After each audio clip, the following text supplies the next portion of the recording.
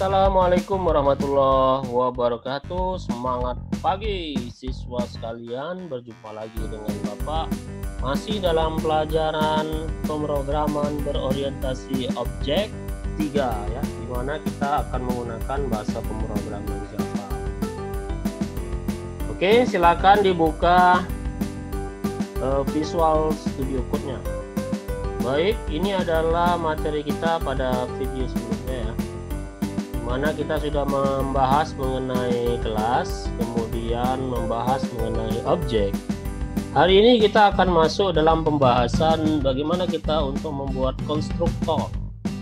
Ya, apa itu konstruktor? Konstruktor adalah metode yang pertama sekali akan dieksekusi saat sebuah objek dibuat. Oke, bagaimana membuat konstruktor? Bisa dilihat di sini ya.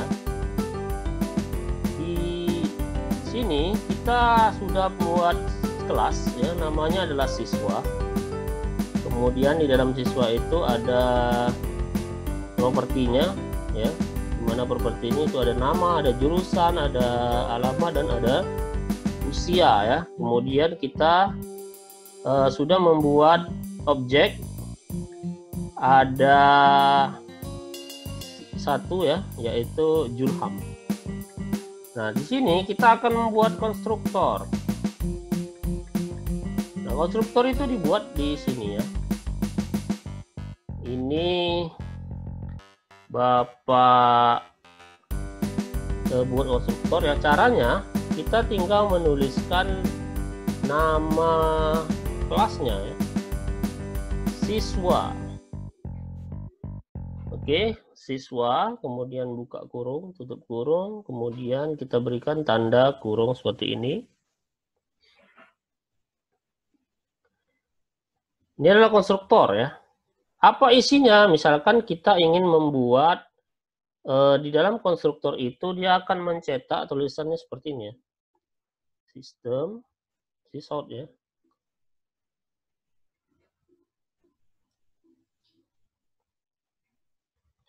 Kita ingin menulis misalkan apa kabar, oke.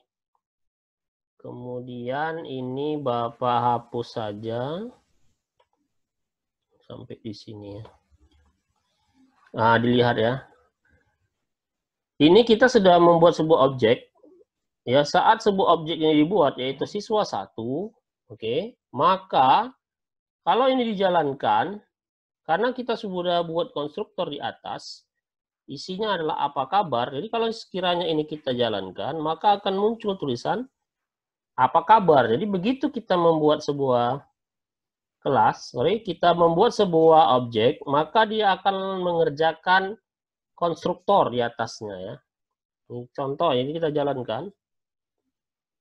Simpan, kemudian kita jalankan.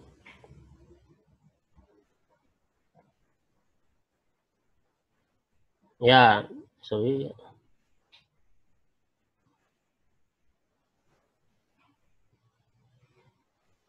Ya, ini hasilnya ya. Apa kabar? Ini apa kabarnya datang dari mana? Dari konstruktor. Jadi kalau sekiranya kita membuat sebuah objek, maka akan muncul, dia akan mengeksekusi konstruktornya. Misal, satu lagi ya. Misalkan Bapak punya siswa, kemudian siswa 2, kemudian new siswa, oke, maka dia akan mengeksekusi dan menjalankan apa kabar itu 2 kali. Kenapa 2 kali? Karena ada 2 kali kita membuat sebuah kelas ya.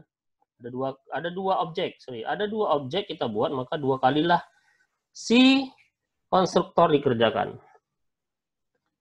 Lalu apa saja manfaat daripada konstruktor ini? Bisa kita manfaatkan seperti ini. Misalkan kita ingin membuat sebuah argumen ya. Kita bisa berikan yaitu argumen ya, argumen. Misalkan seperti ini ya. Di dalam siswa ini nanti bisa kita isi yaitu nama ya. tipe datanya dulu. Nama siswa. Misalkan seperti ini ya. Nama siswa, kemudian kita buat di bawahnya nama sama dengan nama siswa. Seperti ini. Kemudian yang di print itu adalah nama. Ya, variabel nama. Variabel nama. Jadi apapun nama yang dimasukkan maka dia akan dicetak. Ya, kita bisa lihat di bawah ini kita berikan lagi siswa 1 kita berikan namanya adalah Julham, oke. Siswa 2 misalkan namanya Lili. Simpan. Kemudian kita jalankan.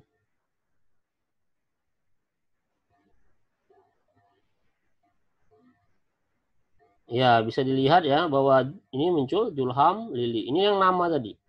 Ya, artinya adalah argumen yang sudah kita masukkan ke dalam objek.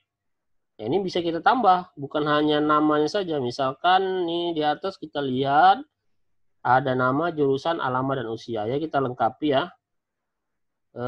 String nama siswa, kemudian string jurusan siswa ya, jurusan siswa. Biar ada bedanya ya. Kemudian string lagi.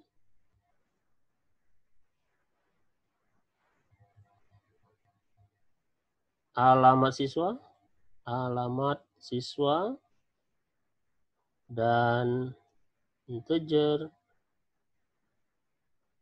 usia siswa. Bapak kasih huruf besar. Usia siswa ya, alamat siswa, kemudian jurusan siswa.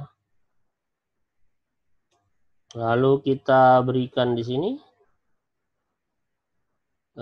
jurusan yang atas ya. Jurusan itu isinya adalah jurusan siswa. Oke, kemudian alamat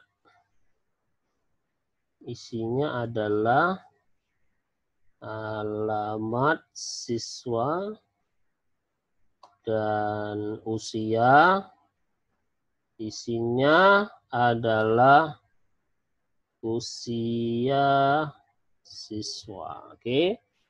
Nah, ini kita buat printnya mau ditampilkan semua misalkan ya. Ini kita copy saja.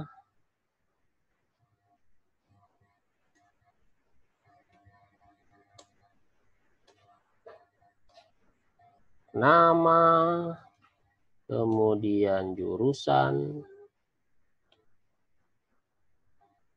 kemudian alamat,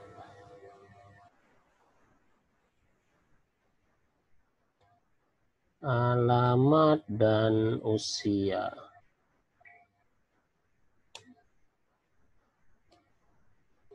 Usia ya. Nah, ini bisa kita tambahkan di bawah bahwa objek-objek nanti memiliki data-data seperti itu. Susunannya sama ya. Julham, kemudian jurusannya adalah RPL, kemudian dia alamatnya adalah di Medan, dan usianya misalkan 17. Kemudian si Lili ini anak TKJ. Ya, kemudian alamatnya adalah misalkan Surabaya ya, Surabaya. Usianya adalah lebih tua ya, 18. Oke, kita simpan dan kita jalankan. Siswa, kita simpan lagi dan kita jalankan.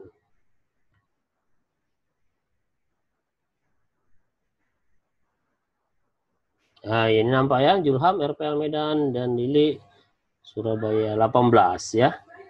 Oke, itulah dia penjelasan mengenai konstruktor. Jadi konstruktor itu sangat bermanfaat bagi kita untuk supaya kita tidak mengulang-ulang perintah-perintah yang akan kita tampilkan pada baris-baris di bawahnya. Sekali lagi, konstruktor itu artinya adalah metode yang pertama sekali akan dieksekusi saat sebuah objek dibuat.